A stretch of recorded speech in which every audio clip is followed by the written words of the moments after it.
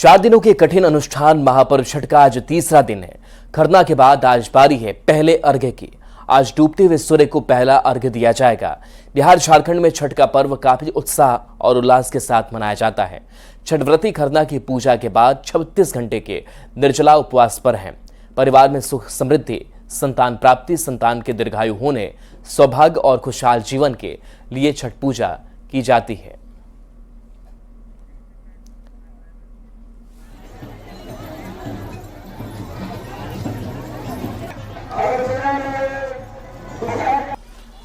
और देखिए, इस छठ की छठा को लगातार न्यूज 18 बिहार झारखंड आप तक पहुंचाएगा।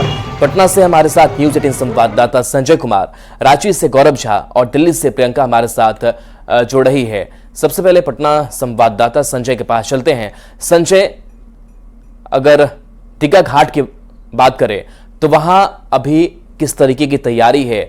आज शाम में पहला अर्घ्य दिया जाना है।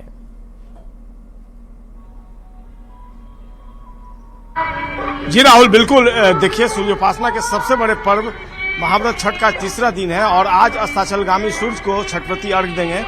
दीघा घाट की तस्वीर हम आपको सीधे तौर पर दिखा रहे हैं। गंगा पर जो घाट है उसको पूरी तरीके से तैयार कर लिया गया है और इस बार जो लाखों श्रद्धालु राजधानी पटना में जो अर्घ्य देंगे उसको देखने के लिए राज्यपाल, मुख्यमंत्री के अलावा बीजेपी के राष्ट्रीय अध्यक्ष जेपी नड्डा भी मौजूद रहेंगे। पिछले साल एक अनुमान के मुताबिक 12 लाख लोगों ने, जो 12 लाख छठव्रती थे, उन्होंने राजधानी पटना में अर्घ्य दिया था और इस बार इनकी संख्या बढ़कर 12 से 15 लाख के बीच जताई जा रही की संभावना कि 12 से 15 लाख जो श्रद्धालु होंगे वो इस बार छठ महाव्रत में अर्घ्य देंगे राजधानी पटना में। 500 से अधिक घाट है टोटल, अगर पटना की बात कर लें तो, और इसके अलावा पार्क हैं, तालाब हैं। इसमें 102 जो घाट हैं वो पटना नगर निगम के अधीन है और कुल मिलाकर अगर इन तैयारियों की बात कर ले प्रशासनिक स्तर पर तो नगर निगम काफी एक्टिव है। यहाँ तस्वीरों में आप देख सकते हैं जो बैरिकेटिंग की गई है उसके बाहर जाकर स्नान करने की मनाही है। एनडीआरएफ की भी तैनाती की गई है। एनडीआरएफ के जवान देखिए तस्वीरों में नजर आ रहे हैं। डिप्लॉयमेंट किया गया है एनडीआरएफ का भी, यानी कोई भी अगर अप्रिय वारदात हो तो उसको टैकल करने के लिए एनडीआरएफ के जवान भी यहाँ मौजूद रहेंगे। सुरक्षा के स्तर से राजधानी पटना की अगर बात कर लें तो 20 डीएसपी के जवानों को, एसपी और डीएसपी स्तर के 20 अधिकारियों को लगाया गया है। इसके अलावा एएसआई, एसआई और हजारों की संख्या में पुलिसकर्मी का डिप्लॉयमेंट किया गया है। चाक चौबंद व्यवस्था की गई है। पुलिस मुख्यालय की मॉनिटरिंग जो है वो लगातार जारी है और लगातार सीएम हाउस से भी मुख्यमंत्री नीतीश कुमार नजर बनाए हुए हैं और कुल मिलाकर इंतजामात जो है वो मुकम्मल है। बिल्कुल, तो मुकम्मल इंतजामात। और गौरव भी हमारे साथ जुड़े हुए हैं। राजभवन तालाब की गौरव अगर बात करें तो वहां किस तरीके की तैयारी है? क्योंकि लोक आस्था का जो महापर्व छठ है वो अलग अलग जगहों पर अलग अलग अंदाज में मनाया जाता है, अलग अलग रंग होता है। क्या तस्वीर है वहां से? बिल्कुल राहुल, हम आपको बता दें कि राजधानी रांची में भले ही आस्था में कोई कमी ना दिखे लेकिन उत्सव में थोड़ी कमी इस वजह से दिख रही है क्योंकि इस बार हम लोगों ने पद्म विभूषण खोया है, यानी शारदा सिन्हा को खोया है। अभी अंतिम यात्रा जब उनकी हो रही थी तो उस दौरान भी आपने सुना कि किस तरीके से छठी मैया के जयकारे के साथ उन्हें अंतिम विदाई दी जा रही थी। क्योंकि जब छठ के इतिहास पर आप बात करेंगे तो आपको पता चलेगा कि अगर माता सीता ने त्रेता युग में छठ किया तो द्वापर युग में द्रौपदी ने किया था। जब कलयुग की बात आएगी तो हर ओर ये चर्चा होगी कि शारदा सिन्हा थी जो छठ के गीतों को ग्लोबल कर रही थी। अगर हम राजधानी रांची की बात करें तो राजधानी रांची के अलग अलग छठ घाटों में से सबसे वीआईपी छठ घाट जो है वो राजभवन तालाब ये माना जाता है, जिस जगह पर हम इस वक्त मौजूद हैं। और यहाँ अगर हम बात करें तो नगर निगम की तमाम तैयारियां जो है वो पूरी कर ली जा चुकी है। थोड़ी साज सज्जा की तैयारी भी चल रही है क्योंकि अनुमान लगाए जा रहे हैं कि झारखंड के मुख्यमंत्री हेमंत सोरेन इसी घाट पर जो है वो अर्घ्य देने के लिए आएंगे।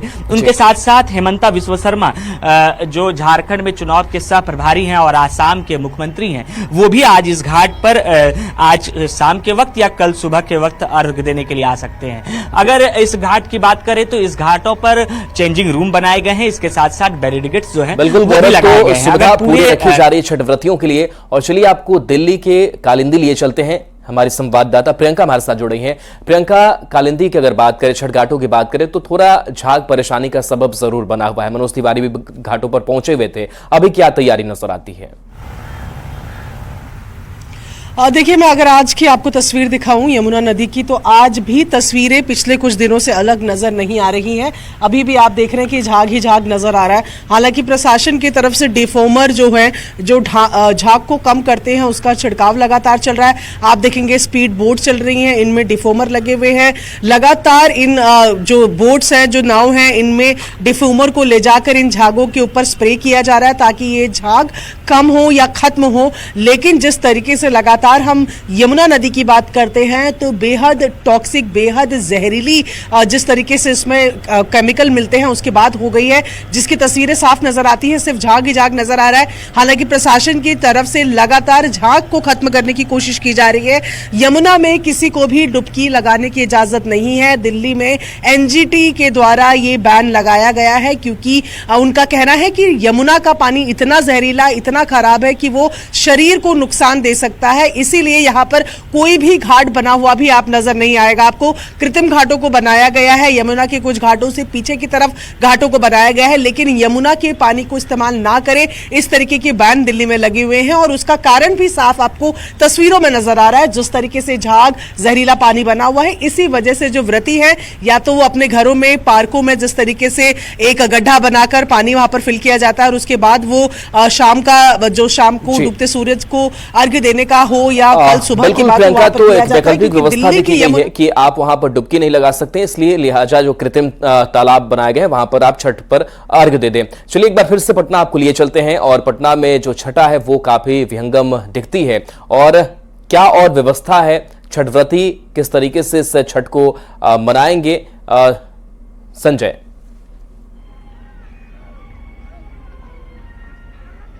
जी बिल्कुल, देखिए अगर आप सुविधाओं की बात करनी है, व्यवस्था की बात कर रहे हैं तो दीघा घाट की थोड़ी तस्वीर देख लीजिए। सुरक्षा के लिए यहाँ तमाम तरह के प्रबंध किए गए हैं। वॉच टावर तक बनाया गया है। देखिए यहाँ पर कैमरा पर्सन दिखाएं, वॉच टावर है और वॉच टावर के ऊपर पुलिसकर्मी रहेंगे। केवल क्राइम कंट्रोल इसका मकसद नहीं होता है, क्राउड मैनेजमेंट भी एक बहुत बड़ा मकसद है। चेंजिंग रूम बनाया गया है और सबसे बड़ी बात ये देख लीजिए, ये गंगा के उस पार की थोड़ी तस्वीर अगर कैमरा पर्सन अजय दुबे दिखाएं, देखिए वहां पर कई घाट पर व्यवस्था की गई है और यह व्यवस्था डिस्ट्रिक्ट एडमिनिस्ट्रेशन पटना ने ही की है। गंगा के उस पार जो दियारा इलाके में लोग रहते हैं वो वहां पर पहुंचेंगे। हालांकि छठ व्रत के दौरान जो बोट है उसके परिचालन पर रोक लगा दी गई है, लेकिन जो बड़ी आबादी दियारा इलाके में रहती है वो भी पहुंच सकती है। उस पार भी देखिए तमाम तरह के इंतजाम किए गए हैं। तो व्यवस्था इस तरीके से की गई है कि लोगों को परेशानी न हो। बड़ी संख्या में लोग जो है पटना में आते हैं, दूसरे जिलों से यात्री सेट बनाया गया है। रांची चलते हैं, गौरव जो हमारे साथ जुड़े हुए हैं। गौरव, आस्था में कोई कमी नहीं है और आज जैसा बता रहे थे कि मुख्यमंत्री भी पहुंच सकते हैं, तो आज एक श्रद्धा भक्ति का भाव जो है वो इन घाटों पर नजर आएगा। और क्या तस्वीर वहां से? बिल्कुल, उसी तस्वीरों को हम आपको दिखा देना चाहेंगे कि सामने अगर कैमरा थोड़ा पैन करेंगे तो आपको नजर आएगा कि नगर निगम की क्या मुस्तैदी है। साफ सफाई, उसके साथ साथ फॉगिंग की जो तैयारी है वो नगर निगम ने कर ली है और इसी वजह से जो नगर निगम की गाड़ियां हैं वो अलग अलग तालाबों पर साफ सफाई के लिए पहुंच रही है, क्योंकि तालाबों पर किसी भी तरीके की गंदगी ना हो। क्योंकि जो तस्वीरें हमने यमुना की देखी है वो राजधानी रांची या पटना की लोग नहीं देखना चाहते हैं। इसी के एहतियातन आपको इस तरीके की तस्वीर तालाबों के आसपास की सफाई की दिख रही होगी। अगर रांची की बात करें तो कुल 72 छठ घाट जो है वो राजधानी रांची में है। इसके अलावा छोटे मोटे जो तालाब है उसकी गिनती नगर निगम नहीं करती है, जिसमें से 25 छठ घाटों को बैरिकेड किया गया है और इसके अलावा जो 68 छठ घाट है उनमें से 300 से अधिक। चलिए बिल्कुल, तो देखिए प्रशासनिक तैयारी भी पूरी है कि छठ व्रती को कहीं से कोई परेशानी नहीं हो। बहुत बहुत शुक्रिया संजय इस तस्वीर को दिखाने के लिए। हर